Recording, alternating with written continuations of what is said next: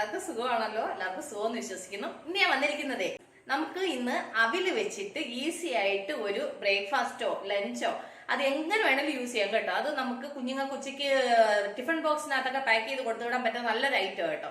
അപ്പൊ നമുക്ക് അത് എങ്ങനെ ഉണ്ടാക്കുന്നതെന്ന് നോക്കാം. അതിനു മുമ്പായിട്ട് എന്റെ കൂട്ടുകാർ ആദ്യമായിട്ടാണ് എന്റെ ചാനൽ വീഡിയോ കാണുന്നതെന്നുണ്ടെങ്കിൽ പ്ലീസ് എല്ലാവരും ചാനൽ സബ്സ്ക്രൈബ് ചെയ്യണം കേട്ടോ.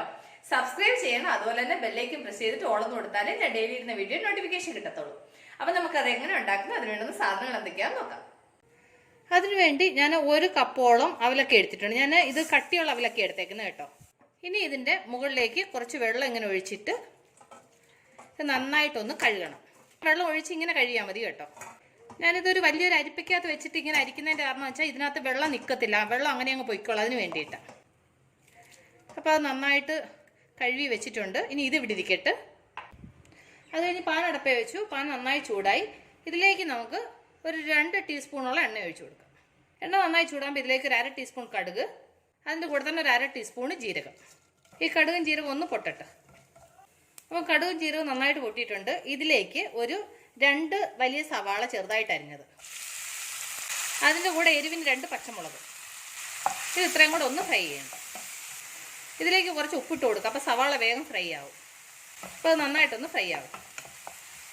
അപ്പോൾ സവാള നന്നായിട്ട് വഴണ്ടിട്ടുണ്ട്. ഇനി നമുക്കിതിലേക്ക് ഒരു 1/4 ടീസ്പൂൺ മഞ്ഞൾപ്പൊടി, അതൊന്ന് മിക്സ് ചെയ്യുക. എന്നിട്ട് ഇതിലേക്ക് ഒരു വലിയ തക്കാളി ചെറുതായിട്ട് അരിഞ്ഞത്, അതും കൂടി നന്നായിട്ട് മിക്സ് ചെയ്യും. തക്കാളി ചെറുതായിട്ടൊന്ന് സോഫ്റ്റ് ആവണം. എന്നിട്ട് നമുക്ക് ബാക്കിയുള്ളത് ചേർക്കാം. ഇനി നമുക്കിതിലേക്ക് നമ്മൾ കഴുകി വെച്ചേക്കുന്ന അവലൊക്കെ ചേർത്ത് കൊടുക്കാം. എന്നിട്ട് ഇത് നന്നായിട്ട് മിക്സ് ചെയ്യാം. എന്നിട്ട് അതിൻ്റെ കൂടെ തന്നെ വെള്ളക്കടല ഞാൻ 1 കപ്പ് കുതിർത്ത് ഉപ്പിട്ട് വേവിച്ചതാണ് കേട്ടോ, അത് ഇതിലേക്ക് ഇട്ട് കൊടുക്കുക. എന്നിട്ട് അതും കൂടി നന്നായിട്ട് മിക്സ് ചെയ്യാം. ഇത് മിക്സ് ചെയ്യുന്ന സമയത്ത് തീ കുറച്ചൊന്ന് കുറച്ച് വെക്കണം കേട്ടോ. കുറച്ച് വെച്ചിട്ട് വേണം ഇത് ചെയ്യാൻ. എന്നിട്ട് അപ്പോൾ നന്നായിട്ട് മിക്സ് ചെയ്തു. ഇനി നമുക്ക് ഇതിലേക്ക് ലാസ്റ്റ് കുറച്ച് മല്ലിയിലയും കൂടെ ഇട്ട് കൊടുക്കാം. ഞാൻ ഇത് സവാള വറക്കാൻ നേരത്ത് ഞാൻ ഉപ്പ് ചേർത്തായിരുന്നു. അത് കഴിഞ്ഞിട്ട് ഞാൻ കടല വേവിക്കാൻ നേരത്ത് ഉപ്പ് ചേർത്തിട്ടാണ് കടല വേവിച്ചത്. അതുകൊണ്ട് ഉപ്പ് നോക്കിയിട്ട് നിങ്ങൾ ഉപ്പ് ആവശ്യത്തിന് ഉപ്പ് ചേർക്കണം കേട്ടോ. ഞാൻ ഉപ്പ് നോക്കി എനിക്ക് ആവശ്യത്തിനുള്ള ഉപ്പുണ്ട്, അതുകൊണ്ട് ഞാൻ ഉപ്പ് ചേർക്കുന്നില്ല. അപ്പോൾ നിങ്ങൾ ഉപ്പ് വന്നിട്ട് കടല വേവിക്കാൻ നേരത്ത് ഉപ്പ് ചേർത്തോണം. അത് കഴിഞ്ഞിട്ട് ഈ ഉള്ളി വഴറ്റുന്ന സമയത്തും കൂടി ഉപ്പ് ചേർത്തേക്കണം കേട്ടോ.